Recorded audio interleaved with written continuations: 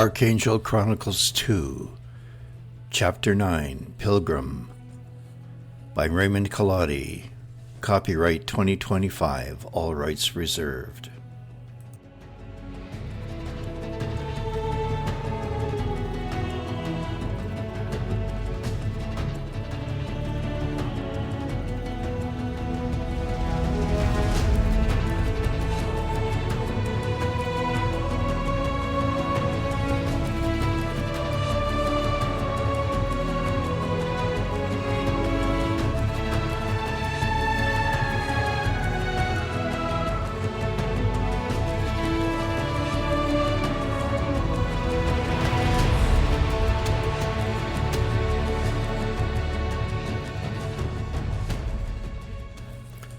Gondophares.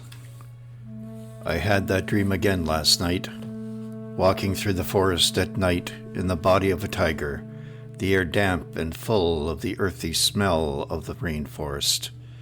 Shadows cast my moonlight, the scent of men in their fears sitting within flickering circles of firelight. That light in the sky, breaking through the jungle canopy, cutting through the shadows. That throbbing, blinding, white-hot fire, swirling and cascading like molten waterfalls, shimmering and pulsing with its glowing force, leading me through the fallen trees to the infant, whose face shone like the sun, and hearing again the words, "Come to me, O King of the forest, and see what shall unfold." Again, I awoke in a sweat, the reality of the dream fresh in my consciousness. It was so real, I was experiencing it more often, 7 nights in succession. My soul was stirring. A deep longing was taking hold of me, a call to action. The events of the previous days should have taken away these feelings. I came back to my capital in triumph. My kingdoms were united and at peace after many years of turmoil. The people grew prosperous and were thankful for me, their ruler. Yet, that longing I felt could not be satisfied.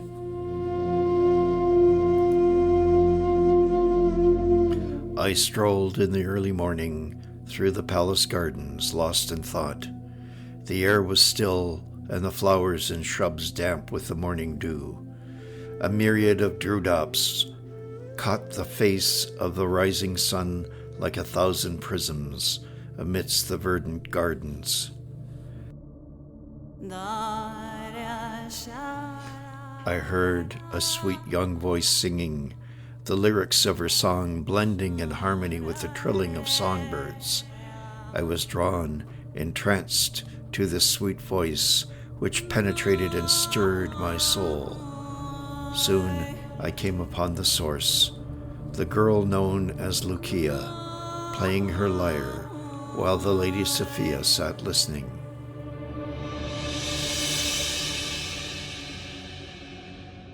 The words to her song pierced the still air. Through shadowed halls and endless nights, where ghosts sigh soft in dimmed light, Orpheus walks with trembling breath, a song defying his lover's death. Behind him, footsteps faintly fall, a whisper, a wreath, his lost lover's call. Eurydice, so pale, so light, bound by shades, yet drawn to light. No backward glance, the gods decree, no second look, no certainty, and yet her presence haunts his skin, a phantom touch, a voice within. Upward, onward, hope ignites, yon tunnel grows with distant light. One step more, the world is near, but doubt and longing increase this fear. He turns, O fate, O cruel demand. She fades like dust from outstretched hand. A silent gasp, a fatal sigh, then darkness forever. there she lies. Alone he stands at breaking dawn, his love, his song forever gone. His lyre weeps, the heavens mourn, and Orpheus walks the world forlorn.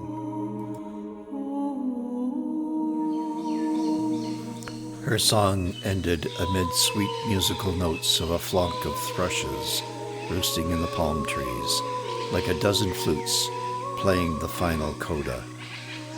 I clapped my hands loudly. This startled both of them. Loukia dropped her lyre in alarm, putting her hands to her face, blushing deeply. Sophia stood, smiled, and bowed to me. I went over to them, stooping to pick up the lyre and handing it back to the girl. I put my hand on her head and smiled softly. Child, you touch me with that melody. Those words are so full of sorrow, of loss. Who wrote this song?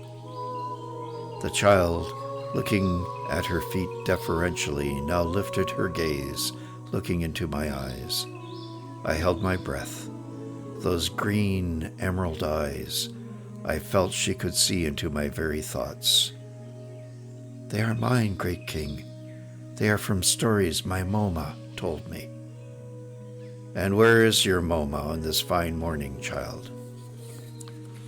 The light from the child's face faded with the question. She averted her eyes. Sophia placed her hand on the girl's shoulder. The Queen of Alexandria, Ishate, sits in a room curtains drawn in the dark. Her mind, her soul, is elsewhere, great king, dwelling in the past, she said. I knelt on one knee, drawing my face to the same level as the girl's. I spoke to her tenderly, my hand on her shoulder. Is there nothing I can do, my child? Anything at all? Speak, and I shall command it, I said softly. Loukia's luminous eyes sparkled, and a great smile and calmness came upon her. She stepped closer to me and grasped my hand. O great king, if you could only see what I have seen, she sighed. A child summoned by luminous beings with his mother, and the star that beckons us there to this child hidden in the darkness of a strange land. Where have you seen these signs, child? In the sky, in the pillar of fire that beckons us. I paused and then spoke. I too have seen a child.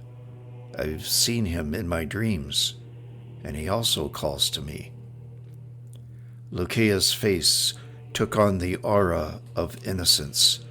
You have seen him, great king? She said excitedly.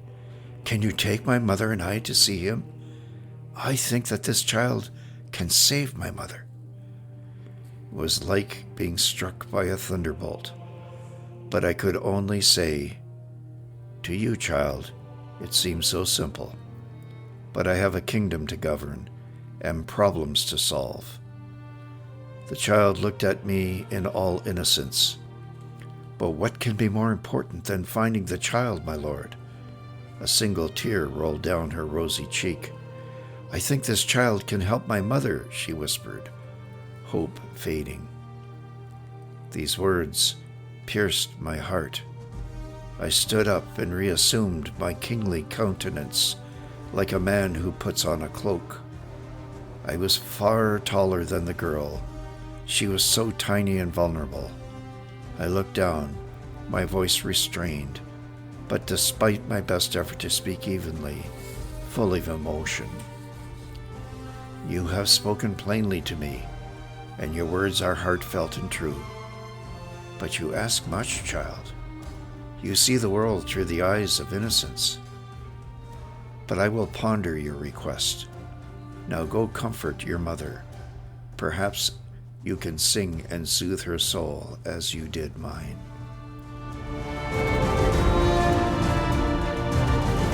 All that night, sleep eluded me again. I walked the colonnaded halls of my palace in the darkness, alone. I wandered out into the balustraded terrace overlooking the sleeping city. In the distance, A dozen fire towers rose to the sky, backlit by the starry sky on a moonless night. The towers reached up, their spire tips glowing with the fires of the elevated altars, flickering against a placid sky. I heard noise behind me and turned, reaching for the dagger hidden in my robes. There stood a figure dressed in gray, his face hidden in the shadows beneath a hooded cloak. I drew my dagger and stood feet apart, ready to repel an attack I feared was coming. My breath quickened, my senses sharpened. "State your business, stranger.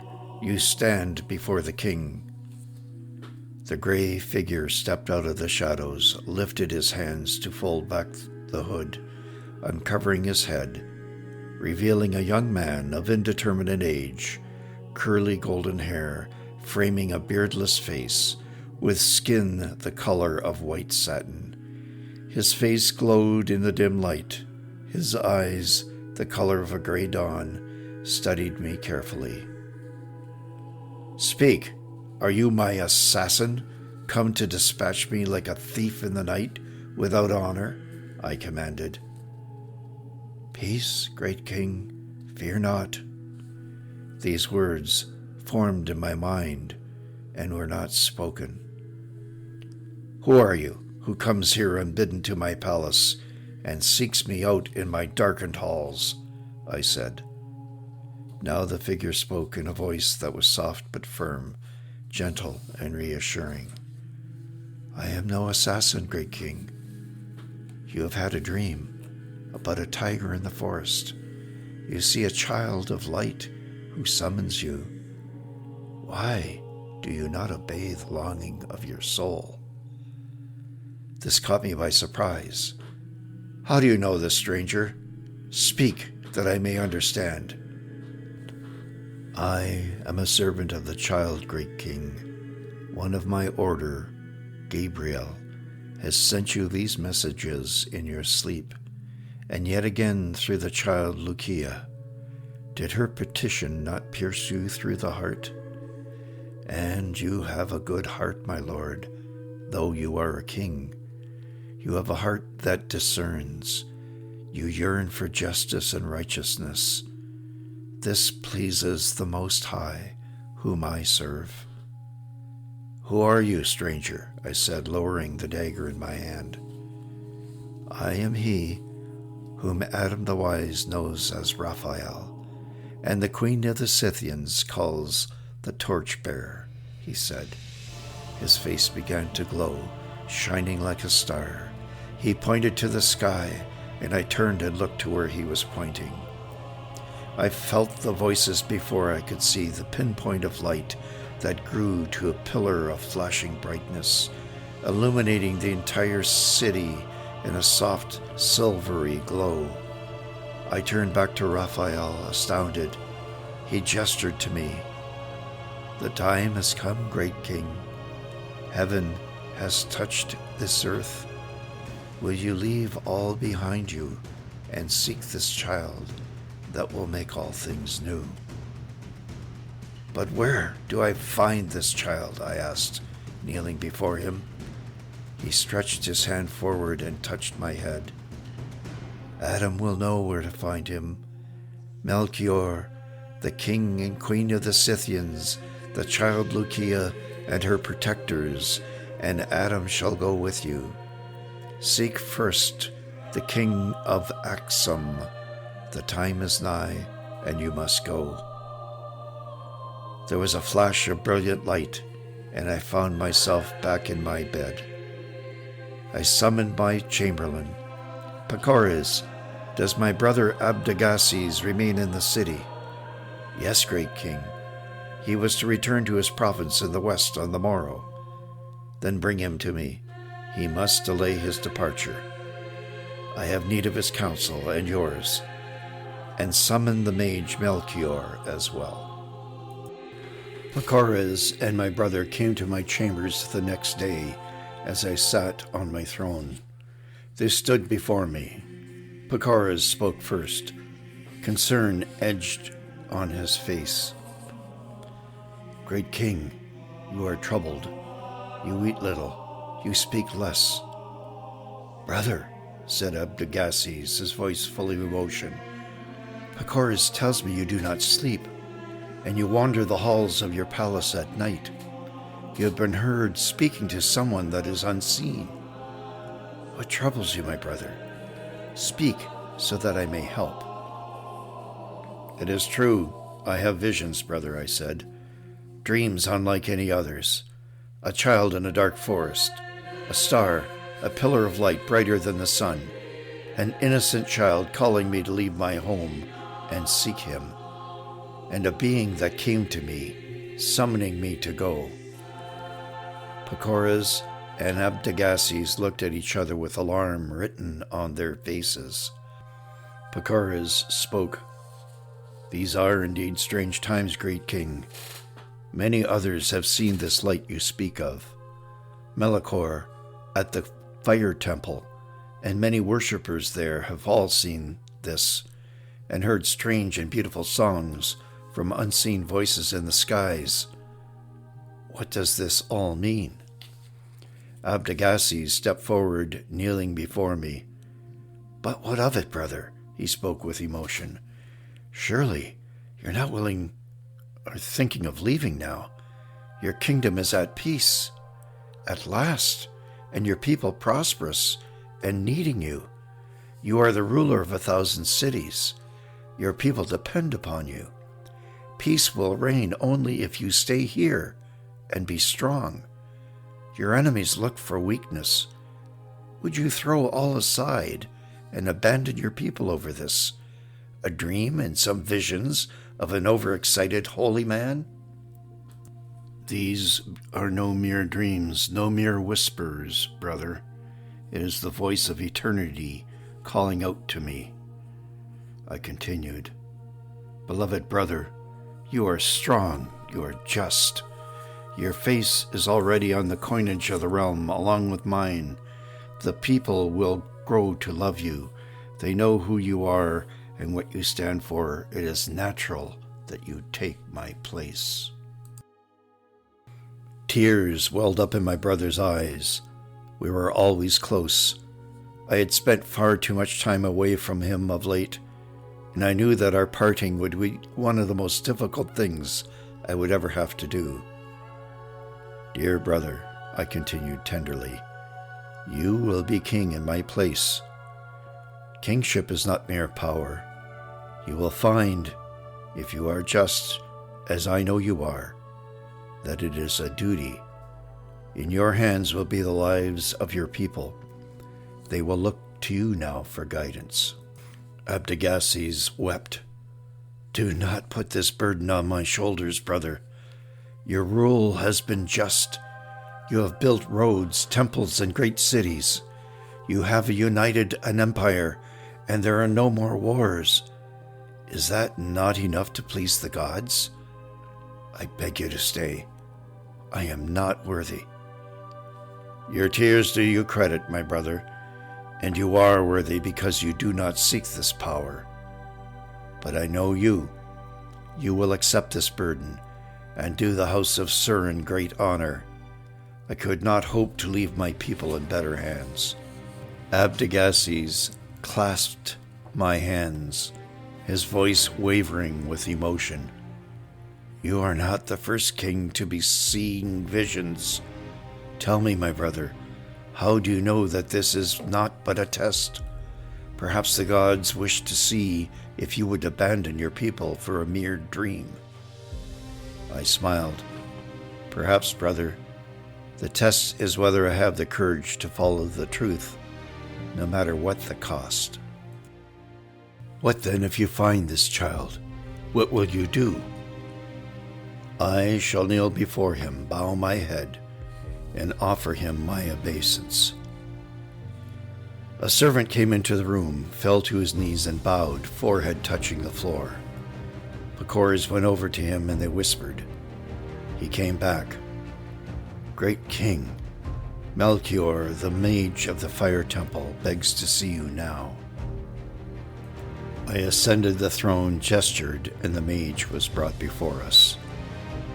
Master Melchior, priest and servant of Ahura Mazda, your name is spoken of in these halls with great reverence. You are a priest of the Most High. Thank you for coming. I have been a warrior, fighting to unite my people and repel our enemies. In peace, I have sought wisdom. Yet the weight of the kingship is heavy. Tell me, and tell my brother, what is the true foundation of a just king's rule according to the powers of heaven? Melchior, staff in hand, bowed. He looked up, stroking his long curly beard, lost in thought. After a time he spoke carefully, leaning on his staff. Gondophares, great king, son of the house of Surin, your wisdom is already known throughout these lands.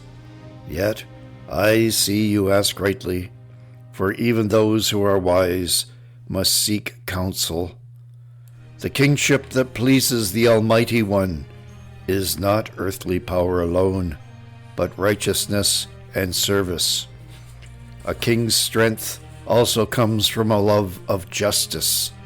Hence a king must establish equity, and he must execute justice and righteousness in his land.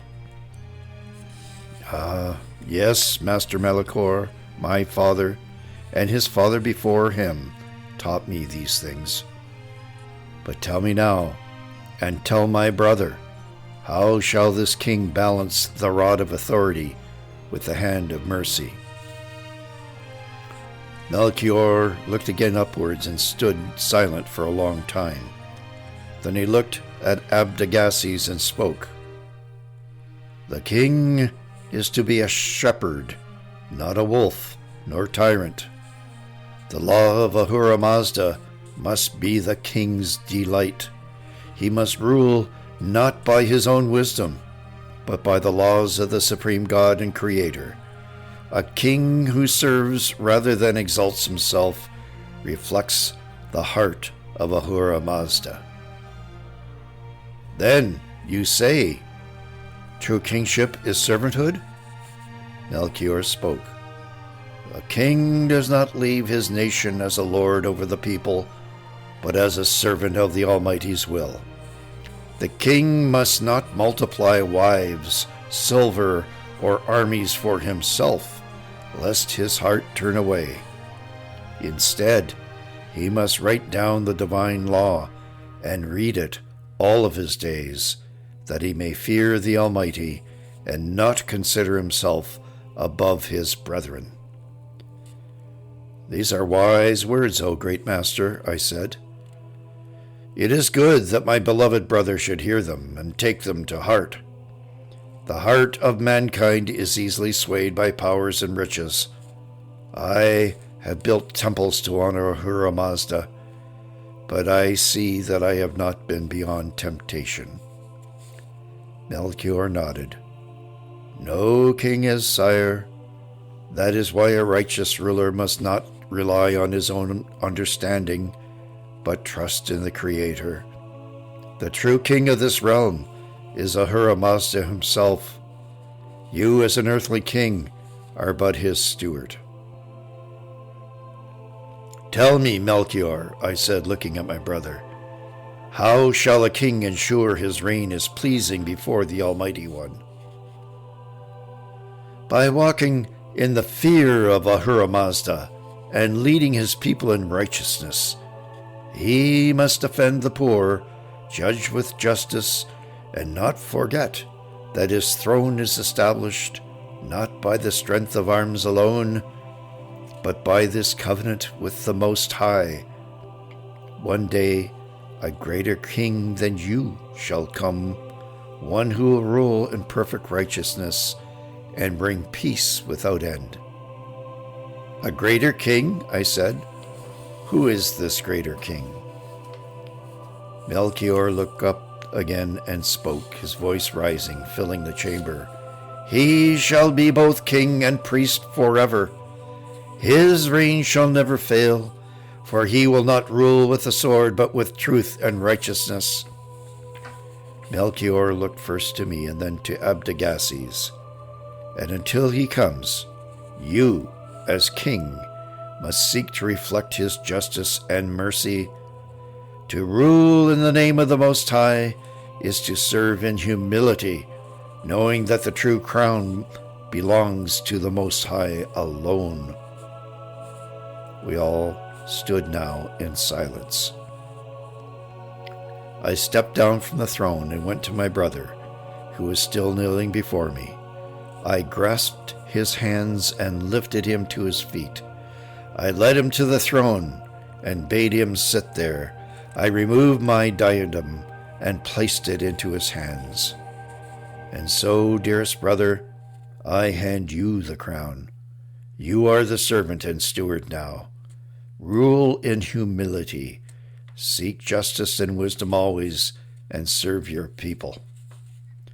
Abdagases looked at me, tears streaming down his face. He wiped them away with his sleeve. "Dear brother, great king have you always been. You are the glory of the house of Surin, greatest by far. I accept this burden. I accept it in all humility. I see that your heart is set upon this path, and if you must go to seek this child and the wisdom of the innocents, take only those whom you trust with you, and may Ahura Mazda guide your steps. Thank you, my dear brother. Let us now prepare for my journey, for by the rising of the next moon, I will sail west with the Romans to seek the light of the world."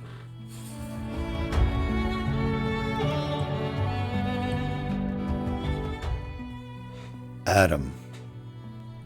Sophia and I could not be parted. We spent every waking hour together, walking through the lively streets of the metropolis, sampling merchant wares in the bazaars, chatting with scholars and philosophers at the great University of Taxila. Thoughts, fears, and hopes poured out in a steady stream of excited banter. I brought her to the fire temple. We climbed the fire towers standing high over the city. We went to the harbor and watched an endless supply of trade goods were loaded into the mighty trading fleet of over 100 ships. We luxuriated in the palace, listening to Loukia's sad and sweet ballads. She had formed a strong attachment to Sophia.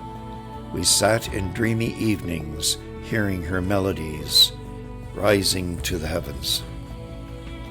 Then one day, all too soon, the trade winds shifted, being favorable conditions for the fleet to travel back across the sea to Egypt. We were not the only ones to spend time together. My gruff friend and bodyguard Scarus had taken a shine to Sophia's protectress and mother figure Camilla. They began dining together and taking long walks through the city. A middle-aged romance was budding, even though each of them steadfastly denied it when we were gently probing them for details. "It seems, my formidable friend, that you are spending time with the former Vestalis Maxima," I said to him one day. "Aye, Adam Dominus, sir. She's asked me to accompany her to the bazaar a few times, just to keep an eye on her, so to speak, sir. Nothing more than that, he knows." "Well, my friend, I think she's civilizing you. I am noticing some of the finer manners creeping into your speech whenever you are with her." "Well, Dominus, sir, you sees, I've been supposing she's kind of lonely, you knows. What with you taking Lady Sophia's attention all to yourself now. So I'd be supposing she's been looking for a little companionship. What with all them foreign-speaking people in these parts, she'd just be needing someone to speak to, if you know what I mean, sir." he said sheepishly. Well, Scarus, I therefore charge you with the sacred responsibility of keeping the Lady Camilla company, and to bring her good cheer. Well, Dominus, sir, that'd be a very pleasant mission if I says so myself. Yes, Scarus, go do your duty. Keep the matron occupied, for the more you do, the more I can spend time alone with Sophia. You understand my plan now, don't you? Dominus, sir, I sees your plan, and I will oblige ye. Scarus, I know that the matron also enjoys your company. How could she not? You are such a catch. Scarus blushed and walked away, shaking his head. Late one afternoon, when the air grew still and the songbirds began their evening prayers in the trees of the palace garden, Sophia sat upon a stone bench. I lay down, my head in her lap, looking up at her beautiful face framed by the blue skies and puffy white clouds. We had been talking all afternoon this way. She plucked a flower and was tracing my face gently with the stem, as if she were painting it with a brush. I had just finished telling her about Axia's ascent as the queen of the Massagetæ. She laughed as I told her about the conspiracy with Scarus Theron and Arsalion to promote the prince as a worthy suitor. Intrigued by the tale of the three manly sports, she listened intently as I recounted the Nerge and the assassin's failed attempt on Axia's life while tiger hunting. When I recounted the great battle on the steppes and Axia's internment in her father's tomb, she held her breath, thrilled by Raphael's intervention.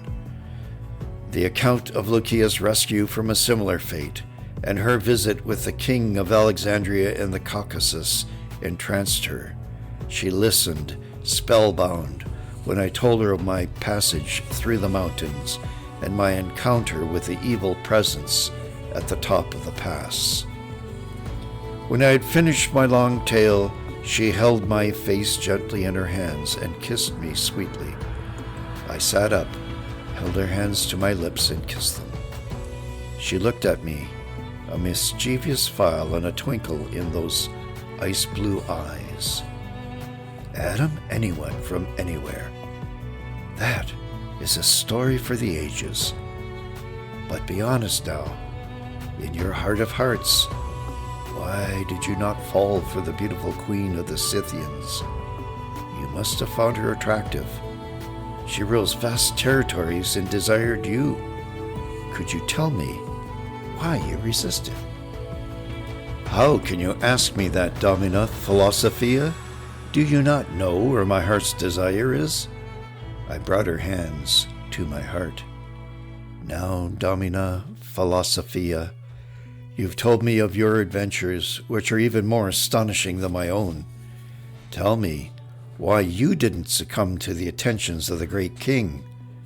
He is tall, he is a mighty warrior, he is handsome, he rules a vast empire, he is just, and I've seen the way he looks at you. How did you resist the charms of this mighty king, who would have been a match for you in every possible way that I cannot? Sophia brought my hands to her lips, kissed them, holding them to her cheek. Then she sat up straight, looking at me intently. Adam, anyone from anywhere. I could give you a charming answer, or tell you a myth of love. But I am a philosopher, and I know that you desire truth. Oh, I said, that sounds ominous. The truth, Adam, is that I was indeed tempted.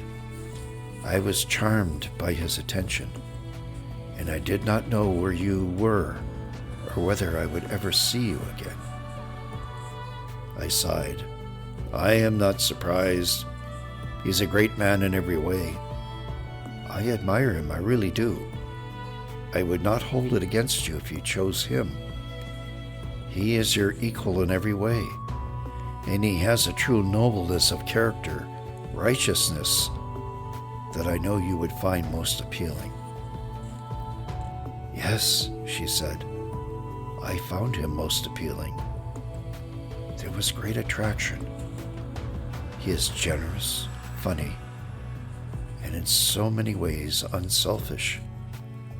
There are not many like him in this world." She put her arms around me, pulling me to her. "But he is not you. You are the rarest of the rare. My love, you are you."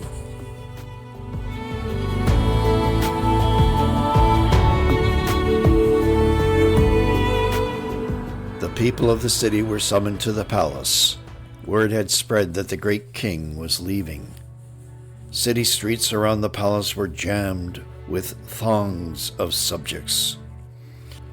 The thunderous pounding of drums and a blast of trumpets stilled the multitudes as the great king, standing on the palace steps, raised his arms. Heralds again spread amongst the multitude, repeating the great king's words from predetermined positions. As the king spoke, his words were echoed by the heralds, so the entire multitude heard them at the same time. Gondophares, clad in simple white robes of a traveler, his voice steady yet filled with deep emotion, now spoke. "My people, my beloved subjects, my friends and kin, hear now the last words of your king. For many years I have toiled to unite our kingdom. By the laws of Ahura Mazda, I have striven to rule our land with justice, wisdom, and the strength of our forefathers. I have worn this crown not as a burden, but as a sacred trust. We have seen prosperity bloom in our fields, gold flow through our markets, and peace settle upon our borders. Ahura Mazda has favored us. But today, I stand before you with a heart stirred by something far greater than all the kingdoms of earth. A vision has come to me, a revelation so powerful that I can no longer ignore it. A child has been born in a distant land, not as a prince of palaces, nor as a warlord of empires, but as the King of all kings, a light of the world. His coming was foretold by the stars themselves, and even now, wise men, kings and queens from many distant lands seek him, knowing that he is one who will bring salvation to the nations. I cannot turn away from this call. To sit upon the throne while such a wonder has entered the world would be to cling to dust while the heavens before us open. Thus, I make a solemn decree before you all. I renounce my crown, my scepter, and my throne. I leave now to seek the truth that calls my soul." A murmur rippled through the crowd. Shock, disbelief, even sorrow. Cries of anguish arose throughout the multitude, begging the king to stay. Gondophares raised a hand, silencing them gently. "I do not do this in folly, nor in weakness. I do this because I believe that no kingdoms of men can compare to the kingdom this child shall bring. He shall make all things new. He will break the chains of the oppressed, heal the brokenhearted, and teach humankind a law higher than any we have known. If this is true, if the King of Heaven walks amongst us, then what is any earthly power before him?"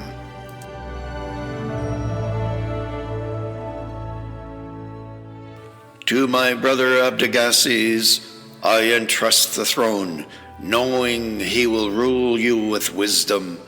I say to my warriors, I bid you protect this land, for it is still beloved to me.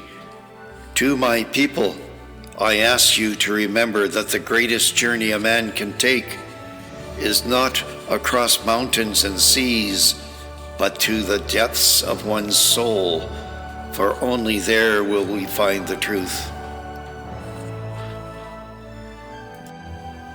Today I leave for the west, where the stars point the way. I go not as king, but as a seeker of the divine, and if I should find him, this child of prophecy, I shall kneel before him, though he is but a babe. For the crown means nothing before the one who will wear the crown of eternity. Farewell, my people. Do not mourn my departure, but rejoice.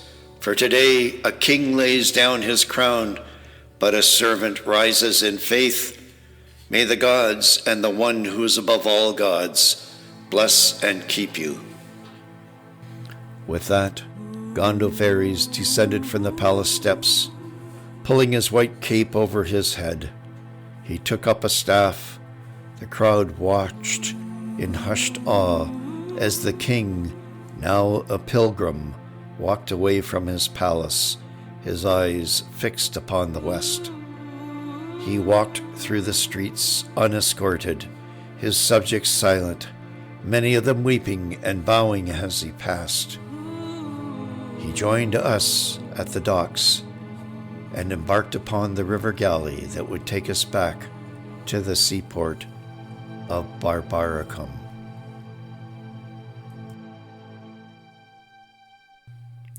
And so it was that our company came to leave the lands of the Indus. Days later, there we were, standing before the Corbita Minerva. The great kings, now no more than a pilgrim dressed in simple white robes, stood with us. Melchior stood beside him, along with the Magister Navus, Nicanor. Camilla came to me and took me aside. "Good master, will you come with me? Honorius awaits us in his cabin below. He is much too weak to come above deck. Will you see him?" "Honorius," I said, "he who arranged my kidnapping and exile? He who separated me from my love and life?"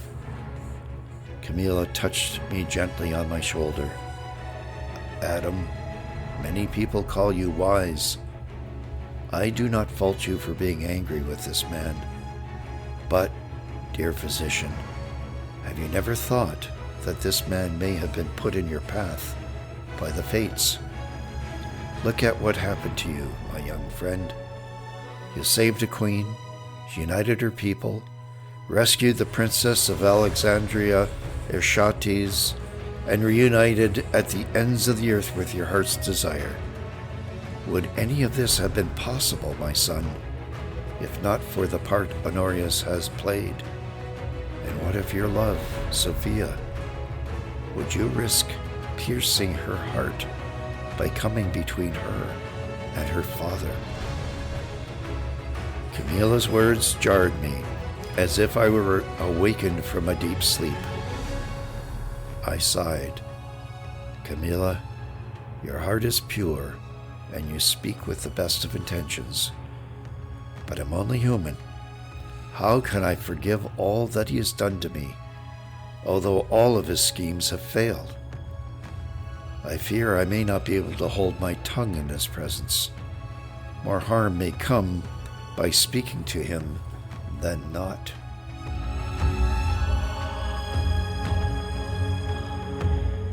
Camilla came closer and grasped my hands earnestly. "Adam, you are the healer. You are the physician. Heal thyself. Please see Honorius. He is unwell. His wounds have not healed. You have the skill and the healing touch. Go to him, and the right words will follow." I bowed my head and was silent for a few minutes. "Vestalis Maxima, if you wish me to see this man, then I will go, for I cannot refuse you. I do this for you and Sophia. Take me to him."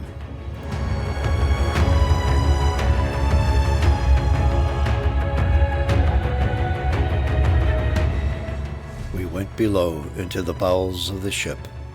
Camilla opened the door to his cabin and stood aside as I went in with my satchel of medicine and instruments. The room below was dimly lit. The air was dark and heavy with the scent of ointments and slow-burning oil lamps hanging from overhead beams. Honorius lay on a simple cot. He was a shadow of his former self. He was weak, and his chest was heavily bandaged. The faint reek of rotting flesh assaulted my senses, telling me I needed to look beneath those yellowing bandages. Sweat beaded on his face, and the whites of his eyes were yellow. All bad signs, I thought. And there was Lucius Aelius Caelius, the former tribune and now commander of the Roman forces in India, crouched beside the cot. He and Honorius were involved in a serious conversation which broke off as I entered the room. A look of surprise crossed their faces. Lucius was the first to speak. "Adam, by the gods, you've been brought back to us. Unbelievable. I heard you were here. Your servant Targetus has filled our ears about your exploits. The fates have been good to you, physician. You have come a long way since you appeared before me, carrying that strange fish. The gods favor you greatly, brother." "Greetings, Tribune. Or shall I now say Commander?" I said. "Sophia told me of your bravery and skill. You are greatly admired." A sadness crossed Lucius' face at the mention of Sophia's name. He looked down, avoiding my gaze. "How is the lady's flaw Sophia?" "She sends you her love, Commander." "I must say goodbye to her. I may never see her again." "You are staying, then?" Lucius looked to Honorius and then back to me. "Yes. We have a mission here. Half of the cohort in the Navy will remain. My duty lies here." Lucius gave his farewell and departed the room. I was now alone with my nemesis. I resolved to keep talk to a minimum to avoid conflict and to maintain a civil, professional manner with this man. Honorius looked at me through glassy, pain-filled eyes. "Well, physician, come to gloat," he said. "No, Honorius, you are ill. Your wounds fester. I can help you." I could not avoid glaring at him, doing my best to keep my emotion out of my voice. "You have a fever. I need to remove those bandages." "Well, I still breathe, despite what the gods seem to wish." "Have you come here to finish me off?" He chuckled weakly, finishing with a cough and a wince. I gingerly worked to cut the bandages wrapping his chest. "No," I said. "I treat all who suffer, regardless of how they treated me." Honorius shifted uncomfortably, wincing in pain as he did so.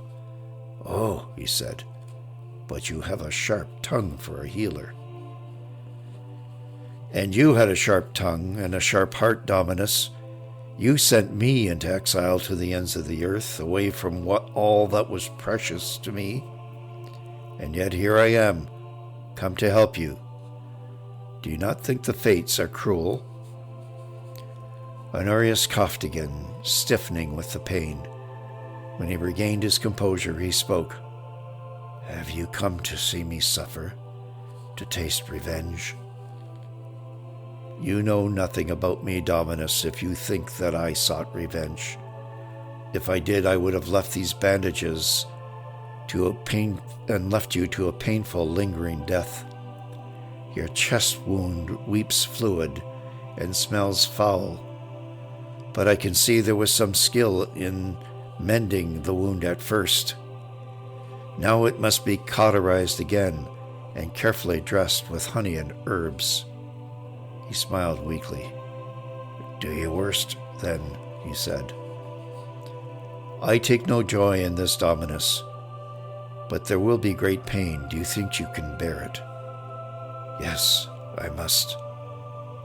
I do this not for you, but for your daughter, whom we both love.